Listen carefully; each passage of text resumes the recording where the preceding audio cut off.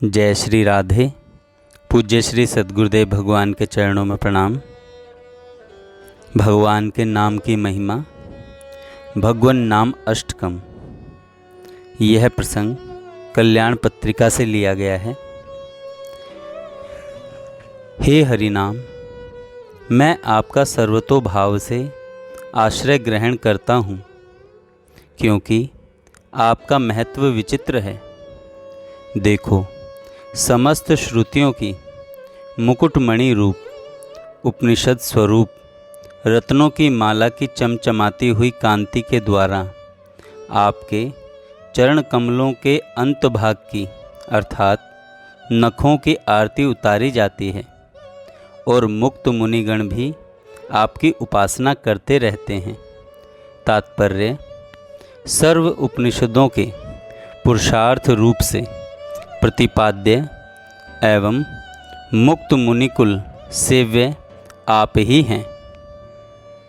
हे हरिनाम, यदि कहें कि पापों से आक्रांत तेरे जैसे को कैसे अपना आश्रय दे दूंगा, तब कहते हैं, हे मुनिगणों के द्वारा गायन करने योग्य एवं भक्तों के अनुरंजन के लिए ही अक्षरों की आकृति धारण करने वाले हरिनाम, आपकी जय हो।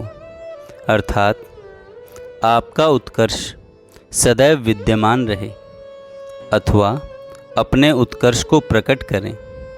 प्रभु, वह उत्कर्ष यह है कि आप तो आनंद पूर्वक अर्थात सांकेत्य, परिहास आदि के रूप से किंचित उच्चारित होने पर भी लिंग देह पर्यंत समस्त भयंकर पाप समूह को समूल नष्ट कर देते हैं। अतः मुझे भी अपनी शरणागति अवश्य प्रदान करेंगे। नामाभास केवल पापों को ही जलाकर निवृत्त नहीं होता, अपितु अपने वाच्य श्री राम, कृष्ण आदि स्वरूप में भक्ति को भी प्रकाशित करता है। यह कहते हैं, हे भगवन नाम रूप सूर्य, इस संसार में कौन प्रवीण पंडित जन आपकी अस्मोर्घ्व महिमा को यथार्थ रूपेण कहने में समर्थ है। अर्थात कोई भी नहीं, क्योंकि आपका आभास मात्र भी प्रकट होकर संसार के अज्ञान रूप अंधकार के वैभव को कवलित ग्रास कर लेता है और तत्व दृष्टि से विहीन जनों के लिए श्री हरि भक्ति देने वाली दृष्टि प्रदान करता है। अब निष्ठापूर्वक जप हुआ नाम भोग के द्वारा ही विनाशय प्रारब्ध कर्म के भोग के बिना ही नष्ट कर देता है।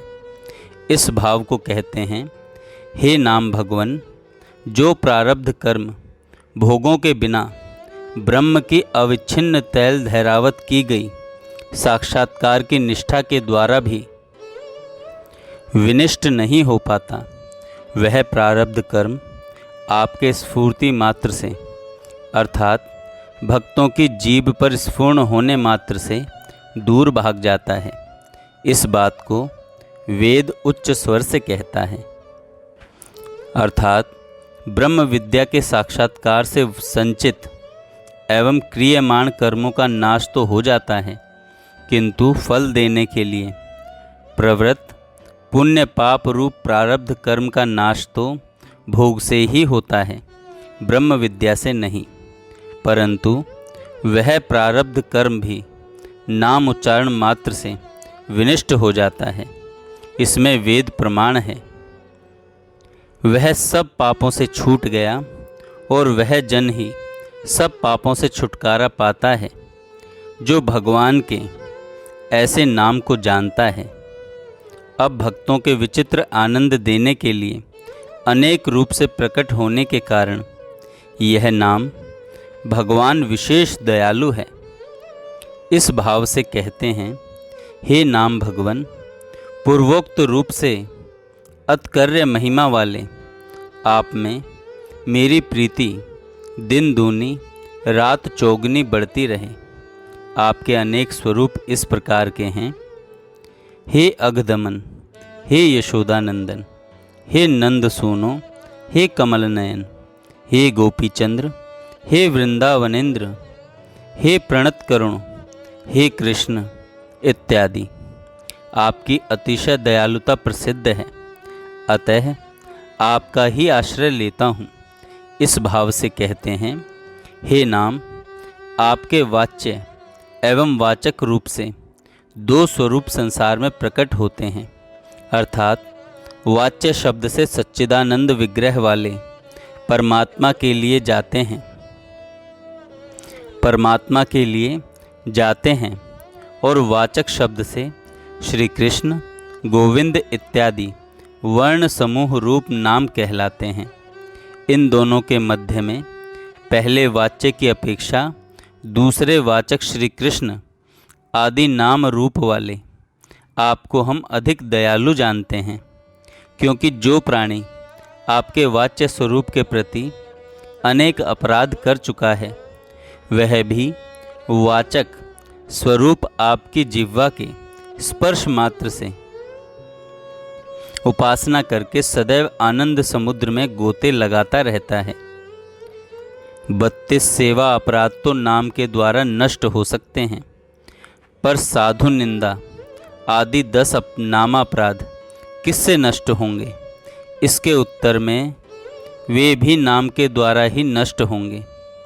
इस भाव से कहते हैं, हे आश्रित जनों की पीड़ा समूह को नष्ट करने वाले, रमणीय सच्चिदानंद स्वरूप वाले, गोकुल के महोत्सव स्वरूप एवं व्यापक स्वरूप वाले हे कृष्ण नाम, पूर्वोक्त गुण विशिष्ट आपके प्रति मेरा बारंबार नमस्कार है। यहाँ पर पीड़ा समूह से सभी अपराधों का ग्रहण है, अर्थात नाम अपराधी की नाम अपराध रूप सब पीड़ाओं को नाम ही नष्ट करता है। यह स्मृतियों में वर्णित है। हे नारद की वीणा को सचेत करने वाले, हे अमृतमय तरंगों के सार, हे मधुरता के समूह, हे कृष्ण नाम, आप मेरी जिह्वा पर स्वेच्छापूर्वक रस युक्त होकर सदैव स्फूर्ति पाते रहें। इस प्रकार की प्रार्थना पंचम स्कंद में भी है। नाम की कृपा के बिना जीभ नाम लेने में समर्थ नहीं है, यही तात्पर्य है। जय श्री राधे। यह भगवन नाम अष्टकम के 8 श्लोकों की व्याख्या थी, श्री रूप गोस्वामी जी द्वारा लिखी गई।